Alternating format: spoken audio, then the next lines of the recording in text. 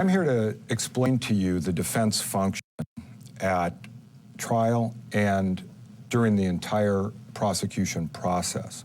But what you've heard already in this tape is how the case that you were involved in will evolve through an investigation period and then come to the courthouse for trial.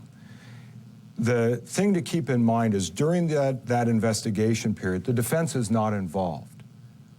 The case evolves from investigation to prosecution at the time of the arrest of a suspect and the filing of formal charges.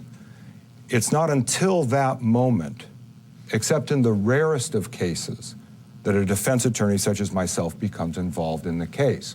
And it is at that time that the case that you're involved in changes from investigation and inquisitiveness, the digging up of facts and assembling of a case by the prosecution, to an adversarial case, an adversarial process. So after the investigation happens and the prosecution is determined to make a charge, and charges are filed, a suspect is in custody, and an attorney such as myself gets appointed, the defense begins their investigation of the facts. The defense hasn't investigated anything until those formal charges are filed and information is provided to the defense to inform them what the charges are and what the facts alleged behind those charges are. The more intensive the investigation of your case, the longer it took, the more work that was done, the more documents there are for somebody like me to review, to try and understand, and to determine how I'm going to represent my client. Because that's who I represent, the individual accused of the crime. And my job, my oath as a lawyer, is to do everything I can to protect that person's rights and interests in the courtroom. So I'm going to thoroughly review the facts that the prosecution has assembled. I'm going to conduct an independent investigation on that person's behalf, and then I'm going to apply the law of our state to ensure that that person's rights are protected. That process takes time. I know it's hard to accept, but the more complex your case is, the more time will be involved. The judge will understand that, the prosecutor will understand that. Now, when the case matriculates into the courtroom, my investigation is ongoing, but I'm going to engage in legal efforts on my client's behalf, which will include motions that you've heard about, legal pleadings to enforce my client's rights under the law. What are the purpose of those pretrial motions? It's not just to delay the process, it's to ensure that the process is fair and that only evidence that should come before the jury in the end comes before the jury. Because my role when we get to trial in representing my client's best interests is to ensure that justice is done within the confines of our laws and Constitution. If you are uncertain of something that you present to the authorities, they're going to accept that as fact, and if I, in my independent investigation, can obtain facts which will undermine what you have said or disprove it, it's my obligation to bring that evidence forward and to attempt to destroy your credibility. That's my obligation on behalf of my client. I think all the prosecutors at this table would agree with me that one of the greatest tragedies of our criminal justice system is when, because of unreliable evidence, an innocent person is convicted and sentenced to prison. We've seen hundreds of people released from prison in recent years who were factually innocent of the crimes they were convicted of. As bad as the nightmare is that you've all been through, consider the nightmare of being sent to prison for a decade or more for something you didn't do. And for our justice system to work efficiently and effectively, It's the reliability of information that you provide to the authorities that will ensure as swift a justice as the system can allow and as certain a justice as the system can allow. Please keep in mind that defense attorneys in very serious and violent felonies and murders are more often than not public defenders or attorneys appointed by the court. They have not got a fiduciary interest in winning or losing. When I litigate a case, whether I win or lose as a public defender, that paycheck on the first of the month is the same.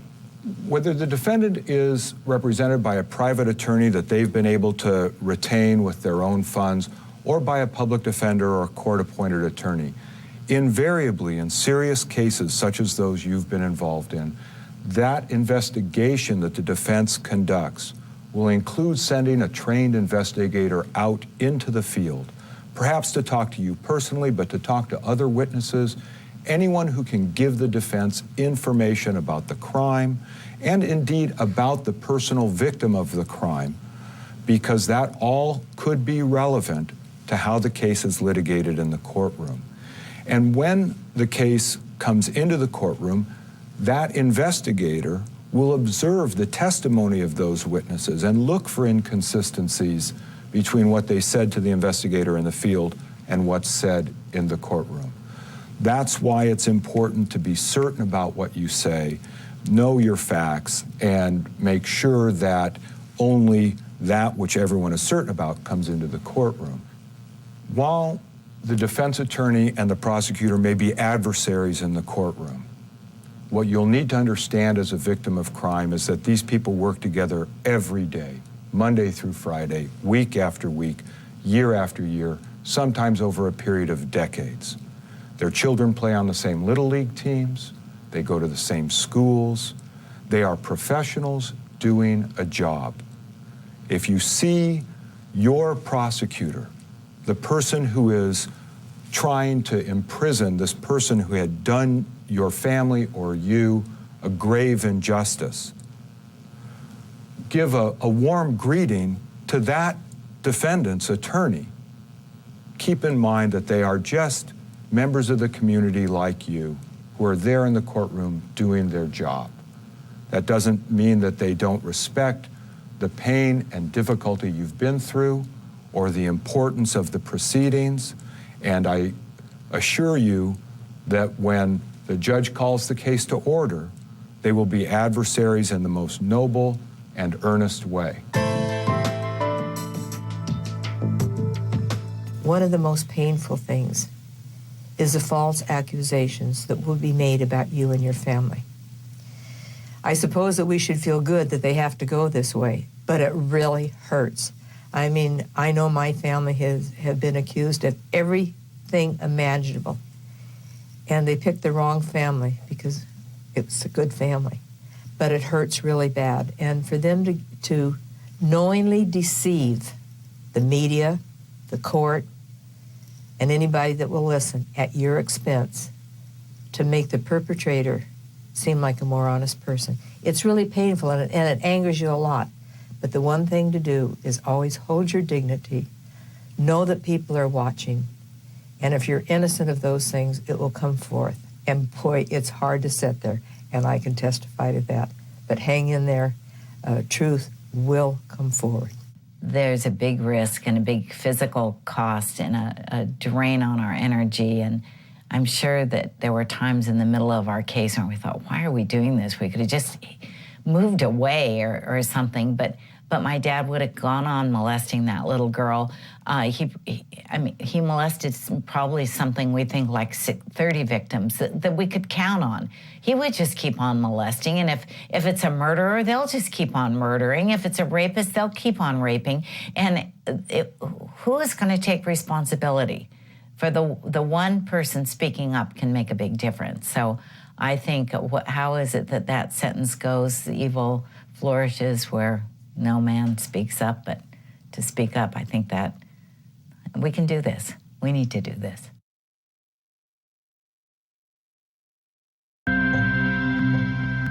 The defendant has a right to be present in court at every proceeding. The defendant has a right to represent himself or herself under most circumstances in their cases. The defendant also has an absolute right to be represented by an attorney at all stages of the proceeding.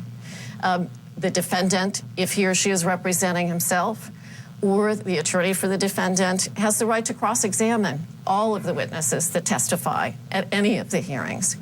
And that is done in open court. But since the victim doesn't, at least in the trial proceeding, an entity run by government doesn't stand to lose liberty, the defendant is entitled to certain protections.